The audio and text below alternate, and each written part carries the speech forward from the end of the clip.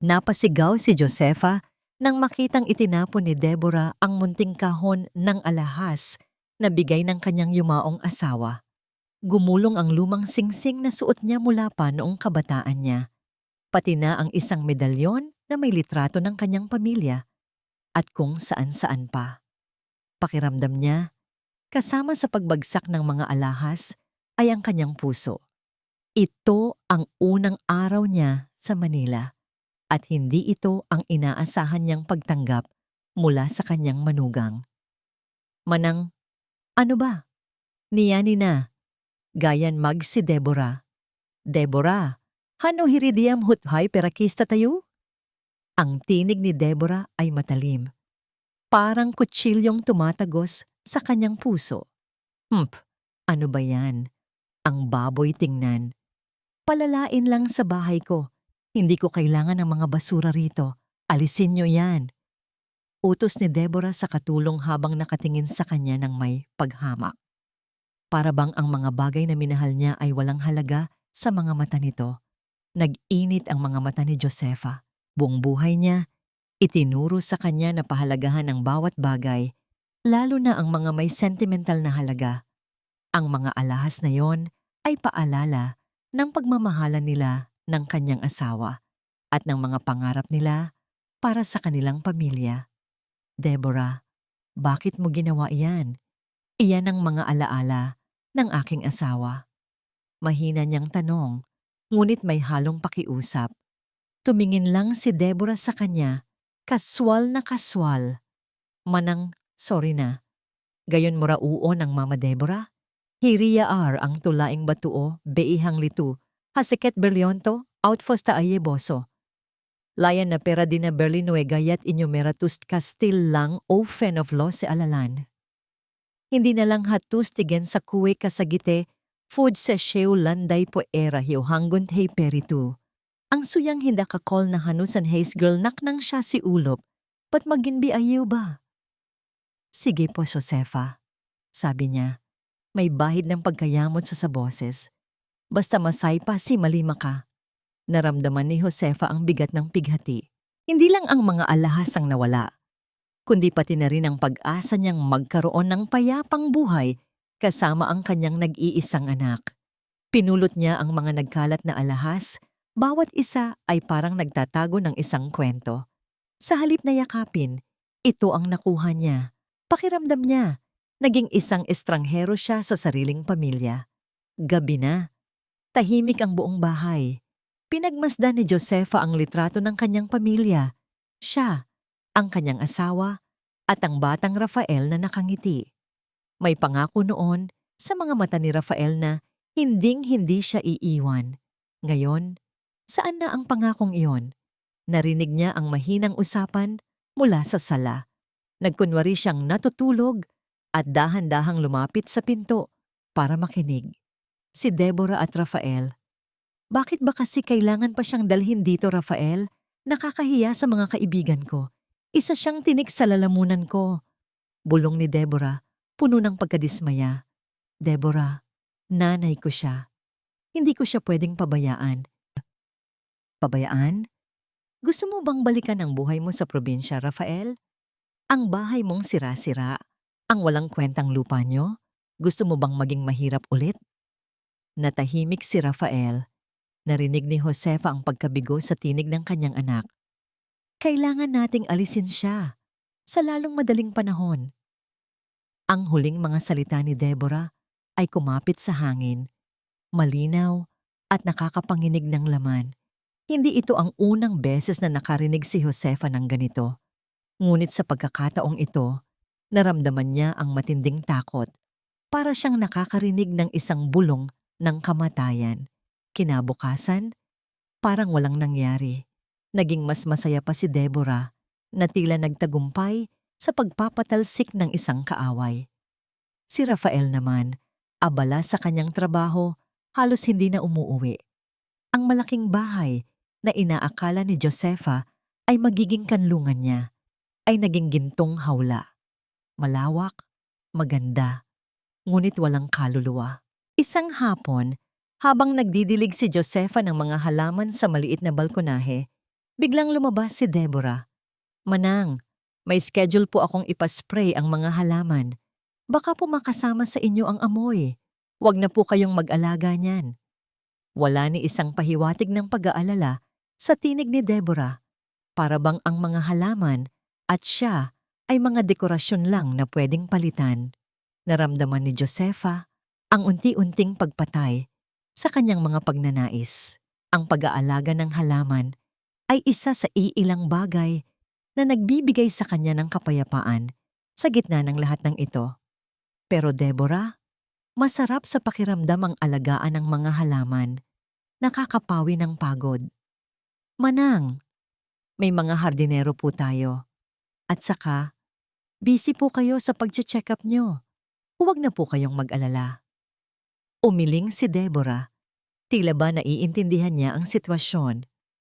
Ngunit sa likod ng mga salita niya, narinig ni Josefa ang pagnanais na kontrolin ang bawat galaw niya. Nakalipas ang ilang linggo, laging may rason si Deborah para pigilan si Josefa na makipag-ugnayan sa labas. Kapag tinatanong niya ang telepono para tawagan ang kapatid niya sa probinsya, laging sinasabi ni Deborah na lowbat o wala si Rafael o may importanteng meeting. Isang araw, nakita ni Josefa ang kanyang lumang cellphone sa gilid ng sofa. Nag-iisip siyang tawagan ng kapatid niya.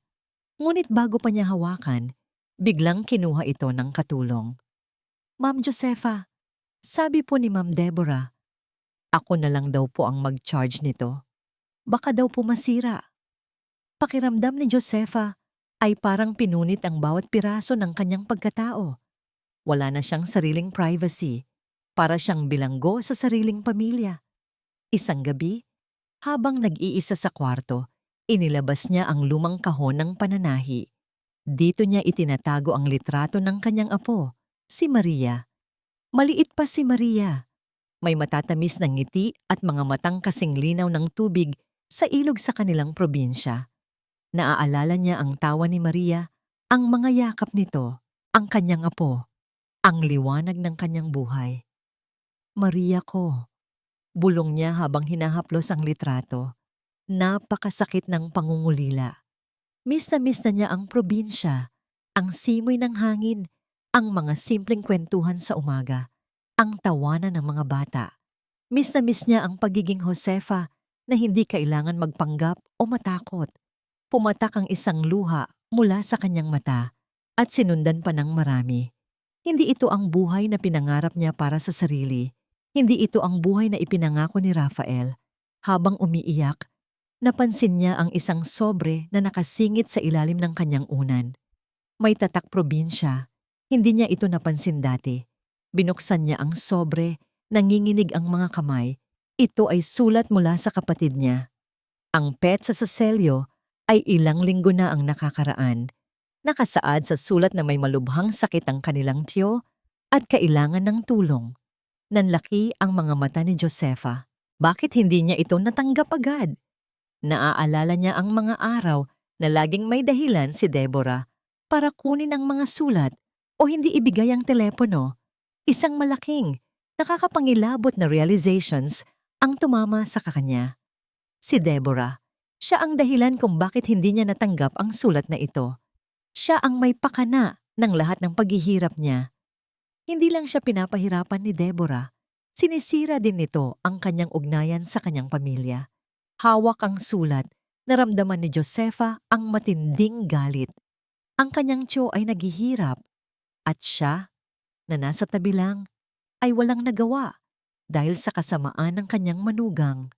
Ito ay higit pa sa pagmamaliit. Ito ay isang pagtatangka na ihiwalay siya. Sa mataong opisina ng isang malaking kumpanya, abala si Rafael sa kanyang mga papeles.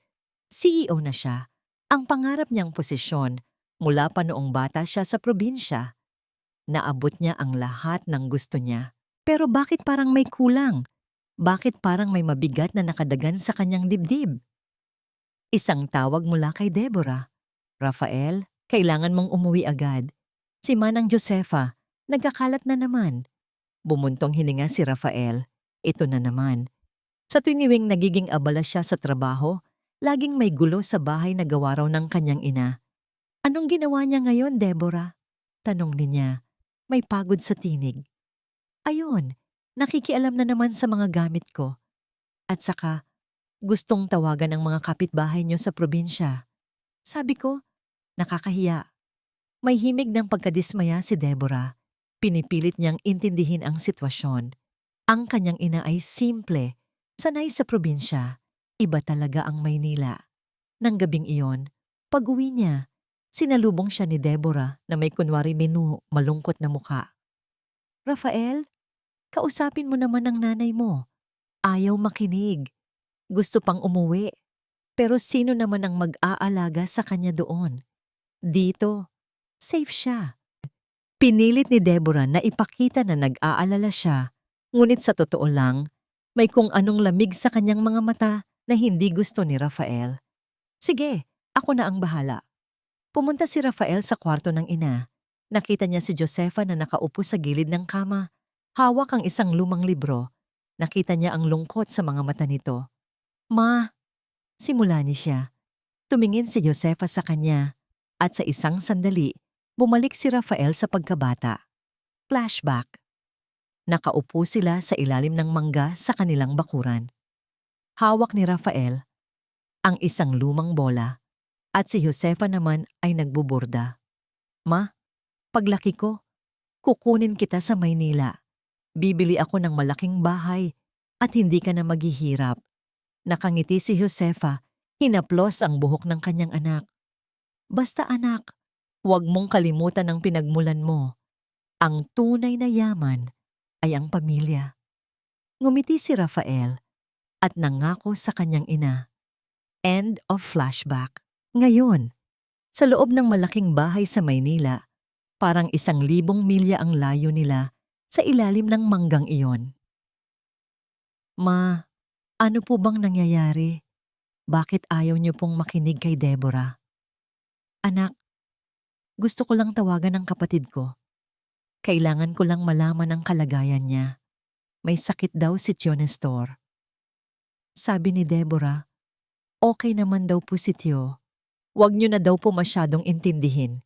Napakasakit ng pagtingin ni Josefa sa kanya. Parang sinasabi ng mga mata nito na, hindi mo ako pinaniniwalaan, anak. Naguguluhan si Rafael. Sino ba ang dapat niyang paniwalaan? Ang kanyang asawa na nagbibigay sa kanya ng lahat ng ito? O ang kanyang ina na tila nagiging dahilan ng kanyang mga problema? Sinubukan niyang ipaliwanag kay Deborah ang sitwasyon ng ina. Ngunit matalim ang sagot ng kanyang asawa. Rafael, pwedeng maging makasarili minsan? Buong buhay natin. Umikot lang sa pamilya mo. Ngayon, kami naman ang unahin mo. Ang karir mo. Ang kinabukasan natin. Ang salitang natin ay umaling-awngaw sa kanyang isipan. Kinabukasan, habang nagmamaneho papunta sa opisina, tumawag si Rafael sa isa niyang pinsan sa probinsya. Kumusta, Tio Nestor? Ha? Ano ka ba, Rafael? Nasa ospital si Tio Nestor. Malubha ang kalagayan. Hindi ba sinabi sa inyo ng nanay mo? Nanlamig ang buong katawan ni Rafael. Ano? Nasaan si Deborah? Bakit sinabi niya na okay lang ang lahat? Narinig niya ang boses ni Deborah na parang umaalingaw-ngaw sa kanyang isipan. Kailangan nating alisin siya sa lalong madaling panahon. Isang kurot ng hinala ang nagsimulang bumuo sa kanyang puso. Nanatili si Rafael sa loob ng kotse, nakahawak pa rin sa cellphone. Ang impormasyong narinig niya mula sa pinsan niya ay parang isang matalim na sibat na tumusok sa kanyang pagiging bulag. Si Deborah nagsinungaling. Hindi niya ito pinaniwalaan kaagad. Marahil, nagkamali lang ang pinsan niya. O kaya, may hindi lang pagkakaunawaan. Ngunit, ang tono ng boses ng pinsan niya ay seryoso. At ang pagdadalawang isip ng kanyang ina na tawagan ng pamilya, ngayon ay may kahulugan na. Nagsimulang gunitain ni Rafael ang mga kakaibang pangyayari.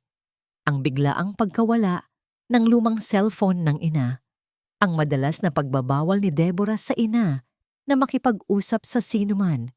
Ang mga reklamo ni Deborah tungkol sa kaguluhan na idinudulot ng ina. Nagsimulang mag-iba ang tingin ni Rafael sa kanyang sariling asawa. Pag-uwi niya ng bahay, mas tiningnan niya si Deborah. Nagawa nitong magkunwari ng ganito katagal. Ang ganda nito ay parang isang maskara na nagtatago ng isang masamang sekreto.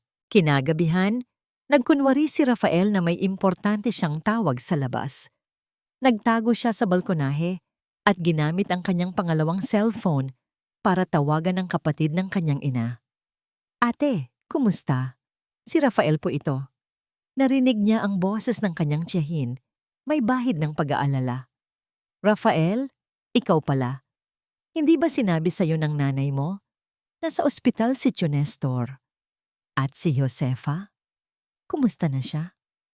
Hindi na namin siya makontak." "Maayos naman po si Mama Tita. May sakit lang po siya kaya hindi niya kami nakakausap." Nagsinungaling siya. Hindi niya alam kung bakit, pero naramdaman niya ang pangangailangan na protektahan ang kanyang ina kahit sa pagpapanggap. Ganoon ba? Pero kasi may sulat siyang ipinadala sa akin dati, pero hindi na siya nagpadala ulit. "Sulat?" tanong ni Rafael. "Oo, pero matagal na yon." Sabi niya, hirap daw siyang makipag-ugnayan. Nasaan ba ang sulat ko sa kanya? Dapat nakuha niya na yon. Napakunot ang noo ni Rafael. Maraming sulat ang dumarating para sa ina. Ngunit laging si Deborah ang kumukuha ng mga ito. "Sige po, tita. I-check ko po." Natapos ang tawag at bumalik si Rafael sa loob. Alam na niya. Hindi lang nagkamali si Deborah. Sadya niyang itinatago ang mga impormasyon. Kinaumagahan, bago pumasok sa trabaho, dumaan siya sa kwarto ng ina. Nakita niya ang isang maliit na panyo sa ibabaw ng lamesa. May burdang Rafael sa gilid. Hindi ito bagong burda. Luma na, pero malinis. "Para sa akin po ito, ma?" tanong niya. Hawak ang panyo. Ngumiti si Josefa. "Oo, anak. Naalala ko, bata ka pa. Gusto mong may laging burda ng pangalan mo, ang mga gamit mo. Nagawa ko yan kagabi." Naramdaman ni Rafael ang pag-init ng kanyang mga mata. Sa kabila ng lahat ng sakit na dinanas ng ina, patuloy pa rin itong nagbibigay ng pagmamahal. Nagmamadali siyang umalis, ngunit bago siya lumabas ng bahay, nakasalubong niya si Deborah. "Saan ka pupunta, Rafael? Bakit ang aga mo?" "May emergency meeting lang sa opisina." Hindi siya tumingin sa mata ni Deborah. Nang gabing iyon, matapos ang isang nakakapagod na araw sa trabaho, umuwi si Rafael na may dalang mga bulaklak para sa ina. Lihim niya itong ipinuslit sa kwarto ng ina. "Ma, para po sa inyo." Nagulat si Josefa, ngunit masaya ang mga mata nito. Matagal na rin nang huling makatanggap siya ng bulaklak mula sa anak. Nagsimula silang magkwentuhan, mga simpleng bagay, tungkol sa panahon, sa probinsya. Unti-unti, naramdaman ni Rafael ang dating init ng samahan nila. Ngunit biglang bumukas ang pinto.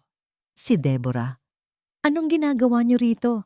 Akala ko ba tulog ka na, Rafael?" Matalim ang tingin ni Deborah mula sa mga bulaklak patungo kay Rafael at sa huli, sa ina.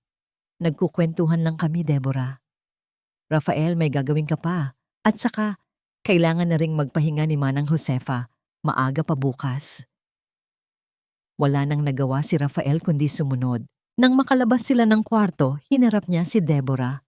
"Deborah, hindi naman masamang makipagkwentuhan sa sarili kong ina, di ba?" "Rafael, kailangan mong mag-focus. Malapit ka nang ma-promote. Huwag mong hayaang guluhin ng nanay mo ang buhay natin.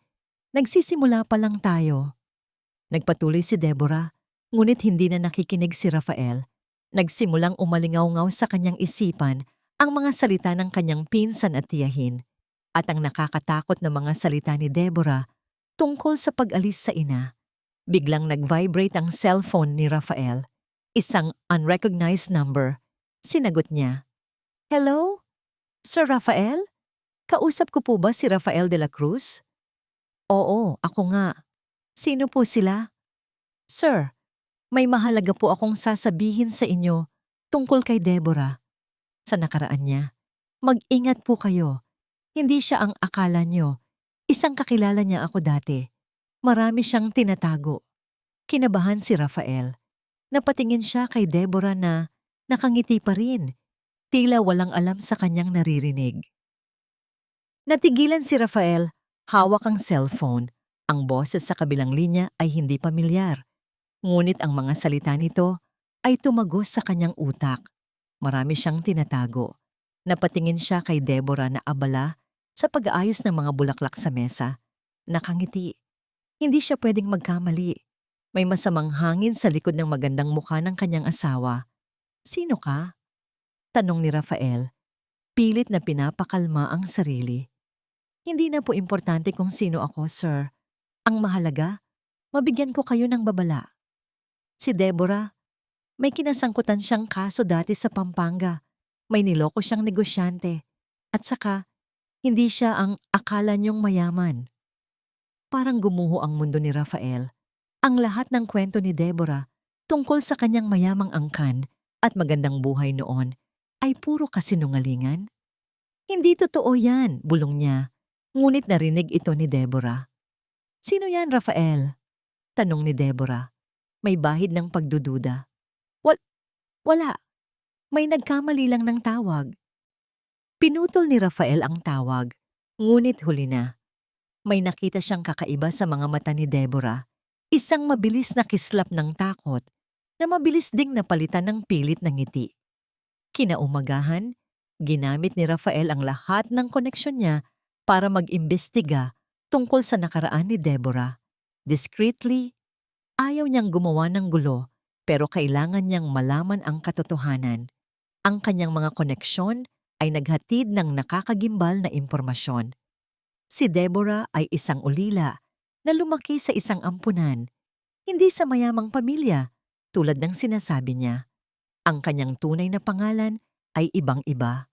Nakasangkutan siya ng isang kaso ng estafa sa Pampanga, kung saan niloko niya ang isang negosyante sa pamamagitan ng paggawa ng peking mga dokumento ng lupa.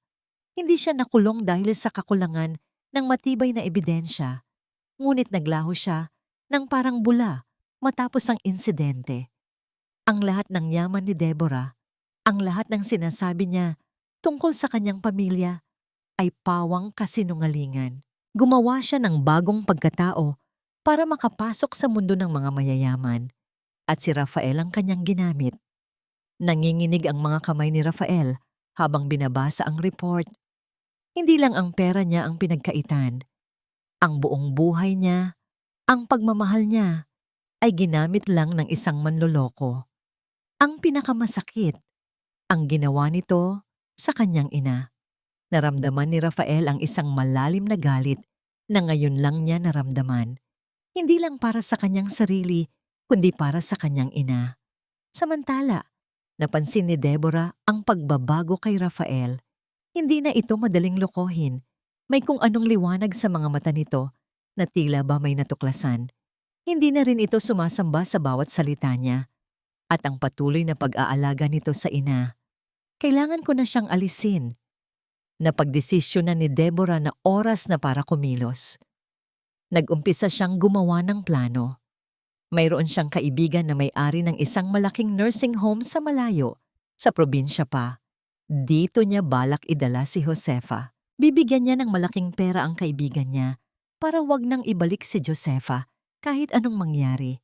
Kinontak niya ang isang abogado at nagpanggap na si Rafael at sinimulang iproseso ang mga papeles para sa voluntaryong pagpasok ni Josefa sa nursing home na may kasamang waiver ng lahat ng karapatan.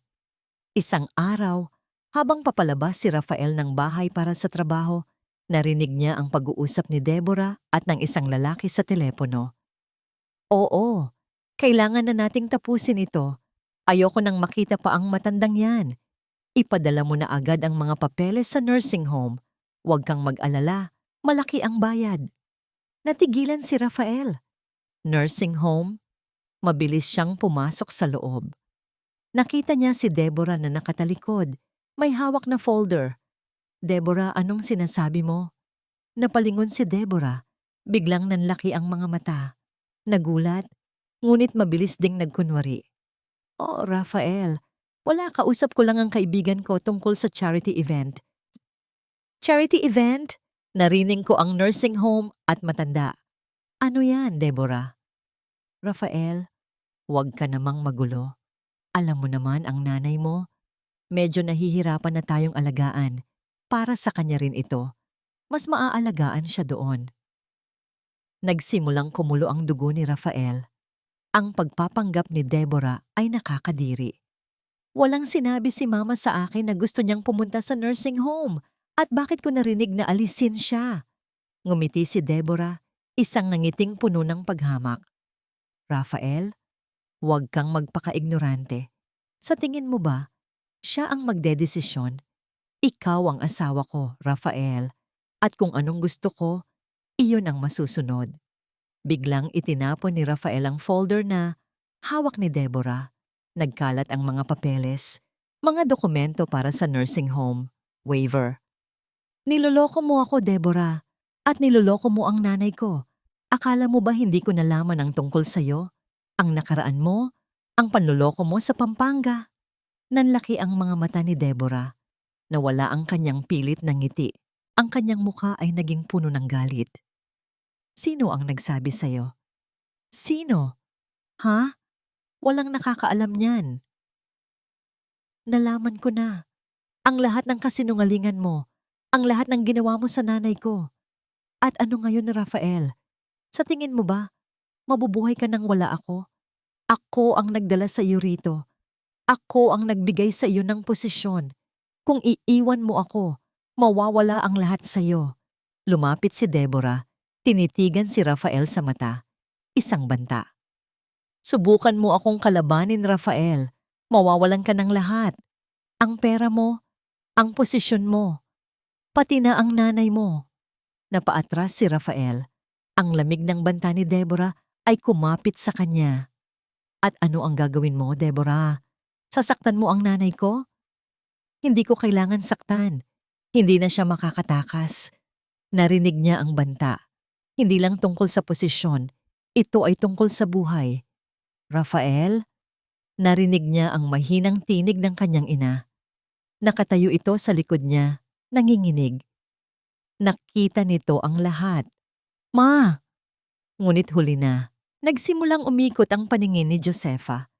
Unti-unting bumagsak ang kanyang katawan. Para bang huminto ang mundo nang bumagsak si Josefa. Ang sigaw ni Rafael ay umalingaw-ngaw sa buong bahay. Agad siyang lumapit sa kanyang ina. Nanginginig ang mga kamay. Ma! Mama! Gising po! Nakatayo lang si Deborah, nakatingin sa kanila nang walang emosyon. Para bang isang estatwa. Walang bahid ng pag-aalala, walang pagsisisi. Mabilis na tinawagan ni Rafael ang emergency hotline. Sa takot at pag-aalala, hindi niya napansin ang mapanuyong ngiti ni Deborah habang bitbit ang kanyang ina palabas ng bahay. Sa ospital, ang mga oras ay tila naging walang katapusan. Ang bawat minuto ay parang isang martilyo na tumatama sa kanyang puso. Nasa waiting area si Rafael, nanginginig ang buong katawan. Lumabas ang doktor, seryoso ang muka. Mr. De La Cruz, I have some bad news. Ang nanay niyo po, matagal na siyang may sakit sa puso. Congestive heart failure.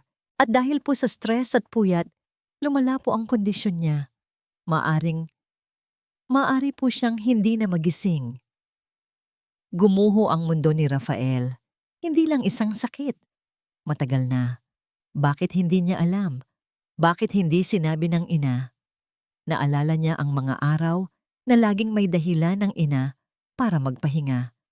Ang mga pagod nito, ang mga pilit na ngiti, ang lahat ng paghihirap nito na kanyang pinabayaan dahil sa bulag na pagmamahal sa maling tao, pagsisisi. Ito ang pinakamasakit na damdamin na kanyang naramdaman. Habang iniintay ang update mula sa doktor, nilinis ni Rafael ang mga gamit ng ina. Ang lumang bag na laging bitbit nito, ang lumang wallet. Sa loob ng bag, May nakita siyang isang selyadong sobre. May tatak ng isang law offices sa probinsya. Nagulat si Rafael. Ano ito? Binuksan niya ang sobre, nanginginig ang mga kamay. Ito ay isang kopya ng will and testament ni Josefa.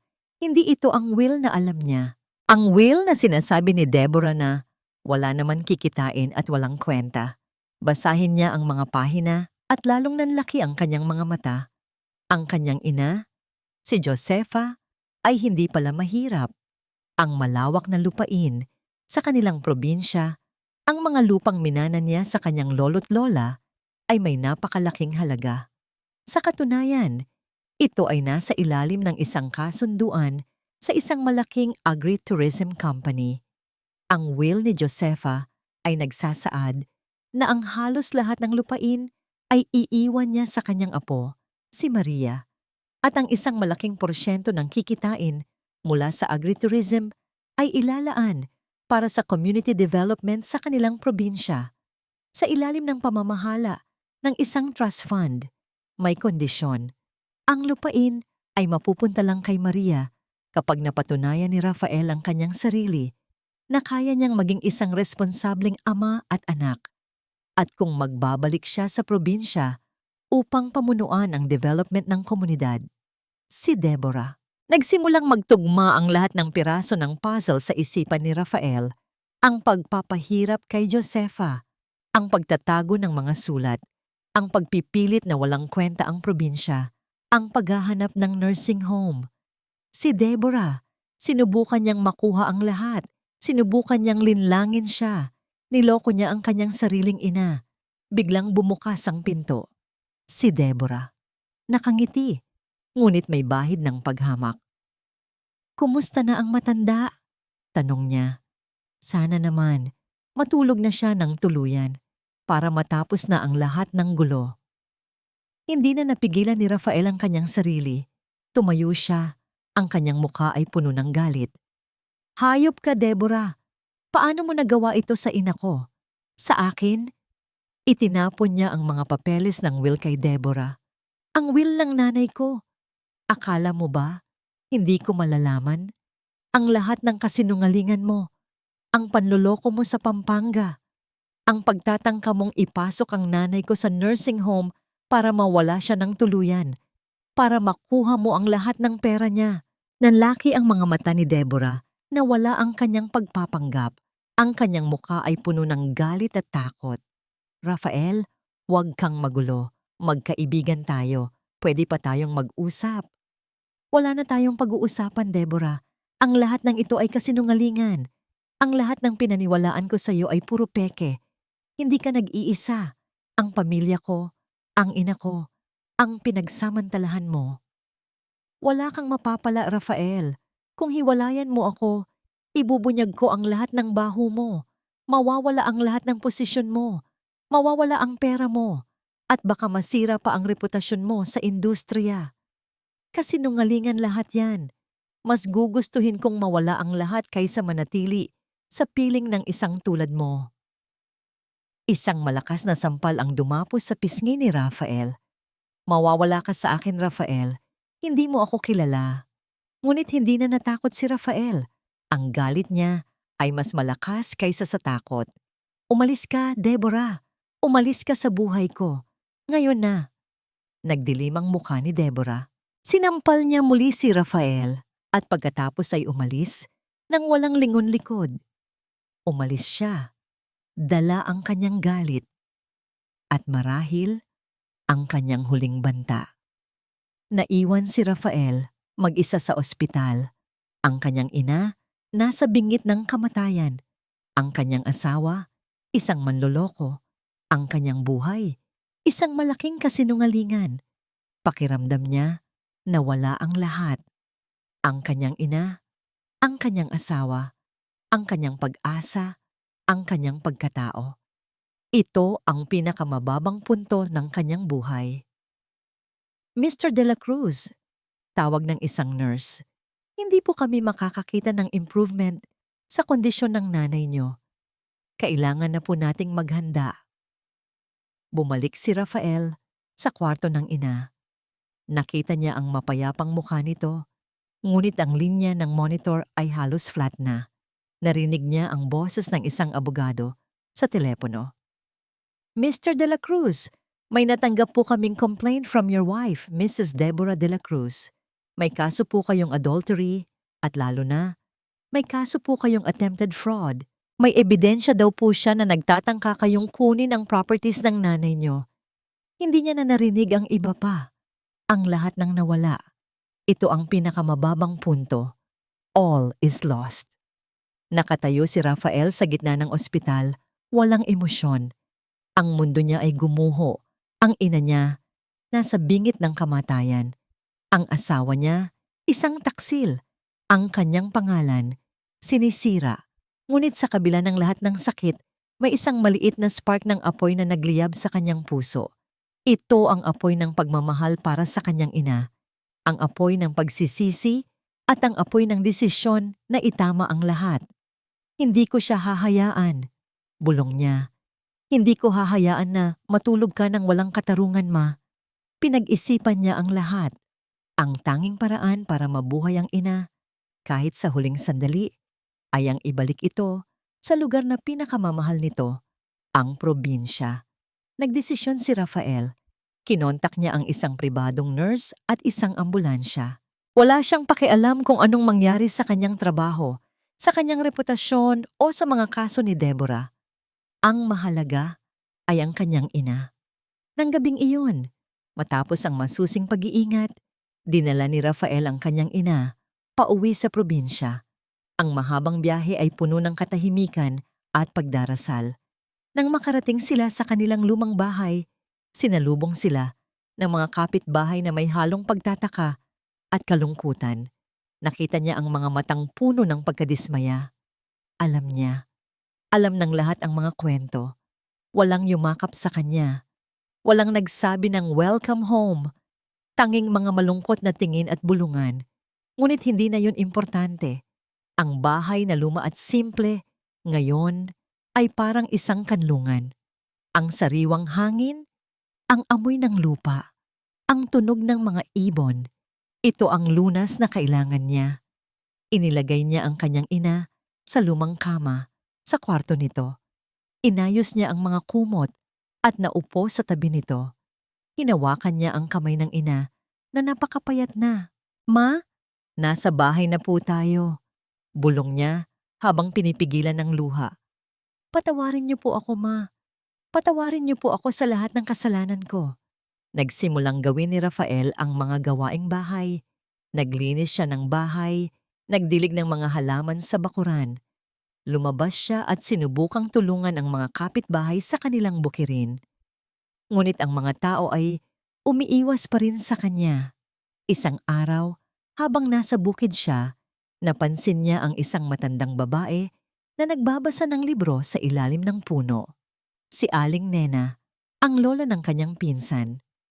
Rafael? Tanong ni Aling Nena. Nagulat. Aling Nena, sagot niya. Kumusta po? Ano ang ginagawa mo rito, Rafael? Akala ko ba malaki ka ng tao sa Maynila? Naramdaman ni Rafael ang kirot sa kanyang puso. Nagbabalik loob po ako, Aling Nena. Gusto kong itama ang lahat. Napakasakit ng pagtingin ni Aling Nena. Madali sabihin niyan, Rafael. Pero ang sakit na iniwan mo sa nanay mo, hindi madaling gamutin. Alam ko po. Alam ko. Nagpatuloy si Aling Nena. Ang nanay mo, Rafael. Marami siyang plano para sa atin. Sa komunidad, lalo na sa lupain ninyo. Nag-iba ang ekspresyon ni Rafael. Mga plano po? Anong klaseng plano po, Aling Nena? Pangarap niyang gawing sentro ng agritourism ang lupain ninyo para may trabaho ang mga kabataan at hindi na sila mangibang bayan, para maipakita ang ganda ng ating kultura at mga produkto. Pero dahil sa'yo, naantala ang lahat. Narinig niya ang will ng ina. Ang kondisyon na pamunuan niya ang development. Pangarap ko rin po yan, Aling Nena. Sabi niya, puno ng determinasyon. Gagawin ko po ang lahat para matupad ang pangarap ni Mama. Kinabukasan, pumunta si Rafael sa malawak na lupain ng kanilang pamilya. Nandoon pa rin ang lumang bahay kubo, ang mga puno ng mangga, ang sariwang hangin. Naalala niya ang mga kwento ng kanyang lolo tungkol sa lupain, ang yaman na hindi nakikita sa pera, kundi sa pagkakaisa, sa pagmamahal sa kalikasan, at sa pagtulong sa kapwa. Ma, bulong niya habang nakatingin sa malawak na lupain. Sisiguraduhin ko na hindi mawawala ang pangarap mo. Sisimulan ko na ito. Para sa'yo. Para sa ating lahat. Isang bagong pag-asa ang nagsimulang lumago sa kanyang puso. Nang gabing iyon, habang nagbabantay si Rafael sa tabi ng kama ng ina, pinagmasdan niya ang mukha nito. Payapa, ngunit pale. Biglang kumilos ang mga daliri ng ina. Ma, dahan-dahang iminulat ni Josefa ang kanyang mga mata. Matamlay, ngunit malinaw. Tumingin ito kay Rafael. Ah, anak! Bulong niya, halos hindi marinig. Natigilan si Rafael. Nanginginig ang buong katawanan niya. Ma! Napayakap si Rafael sa kanyang ina. Nanginginig ang buong katawan. Ang kanyang ina, na matagal nang walang malay, ay nagising. Mahina ang boses ni Josefa. Halos hindi marinig. Anak, nasa bahay na tayo? Opo, ma. Nasa bahay na po tayo. Sa probinsya. Patawarin niyo po ako, ma. Patawarin niyo po ako sa lahat ng kasalanan ko. Niyakap ni Rafael ang kanyang ina at nagsimulang umiyak ng walang pigil. Ang lahat ng sakit, lahat ng pagsisisi, lahat ng takot ay lumabas sa kanyang mga luha. Hinaplos ni Josefa ang buhok ng kanyang anak kahit mahina ang kanyang mga kamay. Hindi ka dapat humingi ng tawad, anak. Minahal kita palagi. Pero ma, pinabayaan ko po kayo. Hinayaan ko po si Deborah na saktan kayo. Nabulag po ako sa pera at kapangyarihan. Tao ka, Rafael. Nagkakamali. Ang mahalaga, natuto ka. Nagpatuloy sila sa pag-uusap, mga salitang puno ng pagmamahal at pagpapatawad. Sinabi ni Rafael ang lahat ng kanyang nadiskubre tungkol kay Deborah, tungkol sa will ng ina. Alam ko, anak, mahinang sabi ni Josefa. Matagal ko nang nalaman, pero ayokong maniwala. Mahal kita, kaya umasa ako na magbabago ka. Paano po kayo nalaman? Ang puso ng ina ay ramdam. Ang anak. May pait sa tinig ni Rafael. Pero ma, bakit po hindi niyo sinabi sa akin? Bakit po hindi kayo lumaban? Ayokong maging pasanin ka, anak, at umasa ako na makikita mo ang katotohanan sa sarili mo. Patawarin niyo po ako, ma. Gagawin ko po ang lahat para matupad ang pangarap niyo. Ang agritourism, ang komunidad. Sisimulan ko po. Ngumiti si Josefa, isang ngiting puno ng pag-asa. Alam ko, anak, magaling ka. Tiwala ako sa iyo. Nagsimulang humina ang tinig ni Josefa. Ang kanyang mga mata ay lalong naging malabo. Ma? Rafael, ingatan mo si Maria at ang komunidad natin. Yan ang tunay na yaman. Ang huling mga salita ni Josefa ay parang hininga ng hangin. Humawak siya ng mahigpit sa kamay ni Rafael at pagkatapos, tuluyan ng ipinikit ang kanyang mga mata. Isang payapa, ngunit malungkot na paglisan. Ma, sigaw ni Rafael, yumakap sa kanyang ina. Pumasok ang kanyang pinsan at tiyahin. Niyakap nila si Rafael. Walang salita ang kailangan. Alam nila, ipinagluksa ng buong probinsya ang pagpanaw ni Josefa. Sa libing, nakatayo si Rafael sa harap ng kabaong, umiiyak. Ngunit sa likod ng kanyang mga luha, may determinasyon. Ang kanyang ina ay pumanaw. Ngunit hindi nito mawawala ang pangarap nito. Sa huling sandali ng libing, habang inilalagay ang kabaong sa ilalim ng lupa, dumating ang isang mensahero. May hawak itong isang selyadong sobre. Mr. Rafael de la Cruz? Tanong ng mensahero. Ako nga. May sulat po kayo mula sa abogado ni Deborah de la Cruz. Napakunot ang noo ni Rafael, ngunit kinuha ang sulat. Binuksan niya. Nakalagay sa sulat na si Deborah ay naaresto na. Hindi dahil sa kaso niya kay Rafael, kundi dahil sa isang malaking kaso ng multi-million fraud na matagal na niyang ginagawa, kasama ang ilang kasabwat. Ang isa sa mga ebidensya na nakuha ng mga investigador ay ang mga peking dokumento na ginawa ni Deborah para sa di umano'y paglilipat ng ari-arian ni Josefa sa kanyang pangalan. Nanlaki ang mga mata ni Rafael, hindi lang siya. Marami pa siyang niloko. Hindi niya inakala na ganoon kasama si Deborah. Ngunit ngayon, wala na siyang pakialam. Ang puso niya ay puno ng sakit dahil sa pagkawala ng kanyang ina. Ngunit mayroon ding kapayapaan. Ang katarungan ay nangyari na. Tiningnan niya ang puntod ng ina. Ma, patawarin niyo po ako. At pangako, tutuparin ko ang pangarap niyo. Hindi na niya hinayaan na kainin siya ng galit. Ang pagpapatawad ng ina ay sapat na. Nagsimula siyang umalis, kasama ang kanyang pinsan at tiyahin. Ang kanilang mga mukha ay puno ng lungkot, ngunit meron ding pag-asa. Nakalipas ang ilang buwan matapos ang pagpanaw ni Josefa. Ang probinsya ay nanatili sa dati nitong kaayusan, ngunit may pagbabago. Si Rafael, hindi na siya ang dating Rafael na nakikita nilang nabulag sa syudad. Ngayon, suot niya ang simpleng damit, naglalakad sa bukid, kausap ang mga magsasaka.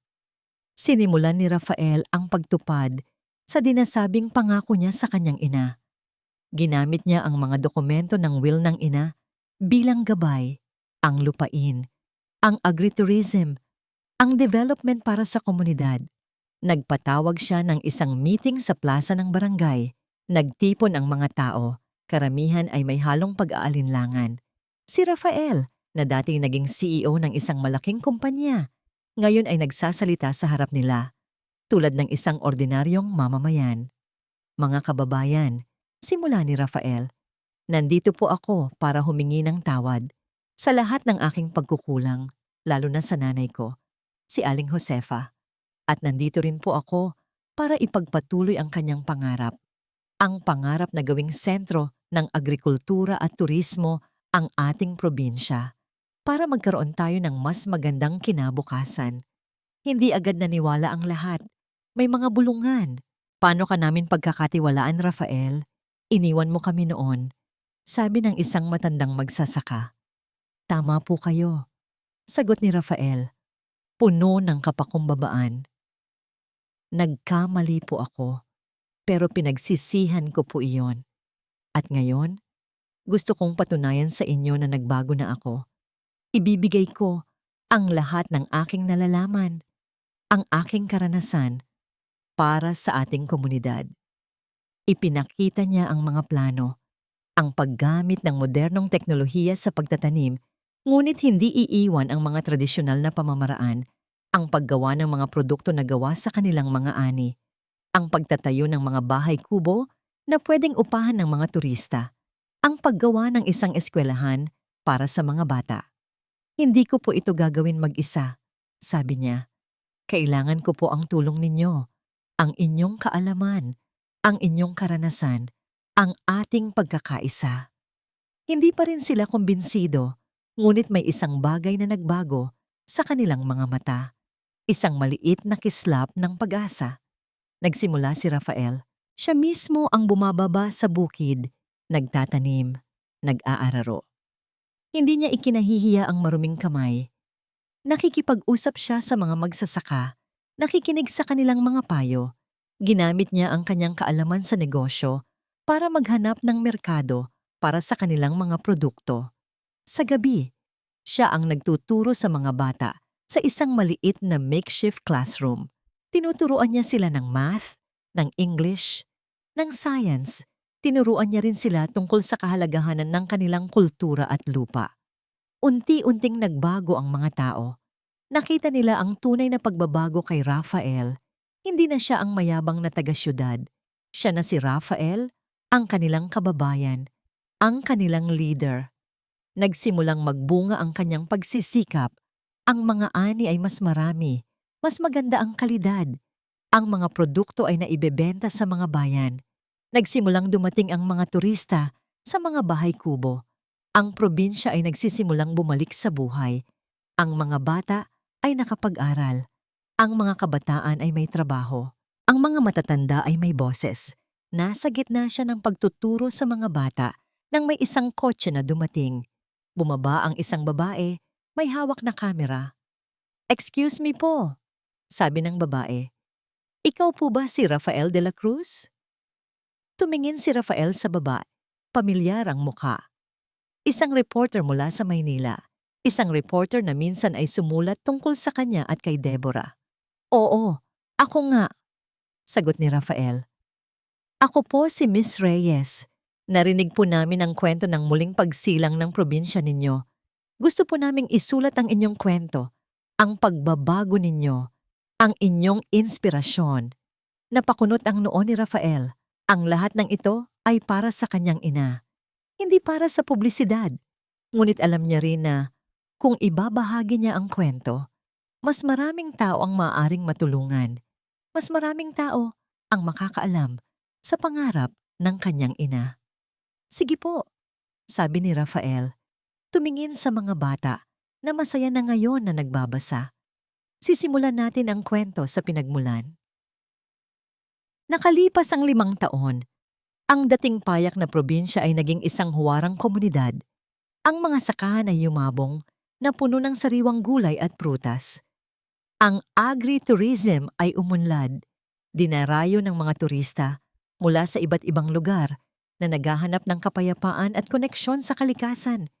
Ang eskwelahan na itinayo ni Rafael ay nagbigay ng edukasyon sa libu-libong bata na ngayon ay nangangarap ng mas malaki. Si Rafael, na dating CEO na uhaw sa kapangyarihan at yaman sa syudad, ngayon ay isang respetadong leader ng komunidad. Hindi na siya nagtatrabaho para sa pera, kundi para sa pamilya, sa mga tao, at sa pangarap ng kanyang ina. Nakita niya ang tunay na kaligayahan sa mga ngangiti ng mga bata, sa pagtawa ng mga magsasaka, at sa pagkakaisa ng bawat isa. Isang araw, habang nakatayo si Rafael sa gitna ng bukirin, nakita niya si Maria, ang kanyang pamangkin, na tumatakbo papalapit sa kanya. Malaki na si Maria at matalino. Siya ang pinakamatalinong estudyante sa eskwelahan na itinayo ni Rafael. "Tito Rafael!" sigaw ni Maria. Niyakap siya ng mahigpit. "Tapos na po ang klase. Pwede na po tayong magkwentuhan tungkol kay Lola Josefa?" Ngumiti si Rafael. Ito ang kanyang paboritong oras ng araw. Pinagsamahan nila ang pagbisita sa puntod ni Josefa. May sariwang bulaklak doon at ang puntod ay malinis at inaalagaan. "Ma," bulong ni Rafael habang hinahaplos ang lapida. "Tingnan niyo po ang probinsya natin. Ang lahat ng pinangarap niyo, natupad na po. Masaya po ako, Ma. Masaya po ako dahil sa inyo." Tiningnan niya si Maria. "Ang lola mo, Maria. Siya ang tunay na bayani. Siya ang nagturo sa akin ng lahat. Ang halaga ng pagmamahal, ang halaga ng pamilya, ang halaga ng ating pinagmulan." "Tito, totoo po ba na iniwan niyo po ang lahat sa syudad para lang dito?" tanong ni Maria. "Oo, anak. Dahil ang tunay na yaman, hindi nakikita sa pera o sa posisyon. Nakikita yan sa puso, sa pagmamahal, sa pagtulong sa kapwa. Iyan ang pamana ng lola mo." Nang gabing iyon, may isang tawag si Rafael mula sa isang dating kasamahan sa Maynila.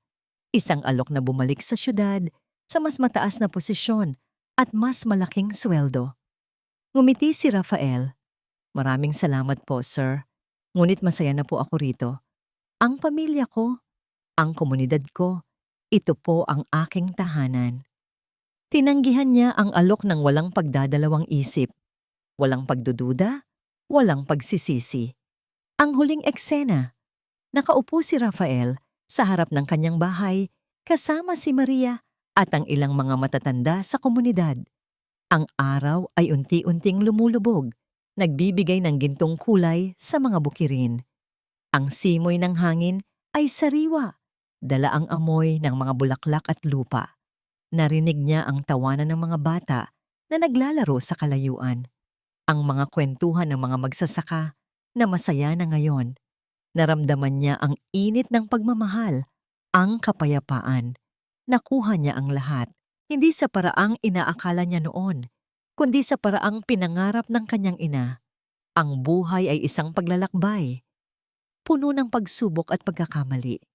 Ngunit sa huli, ang pagmamahal at pagpapatawad ang magdadala sa atin sa tunay na kaligayahan. At ang pinakamagandang pamana ay hindi ang yaman, kundi ang puso.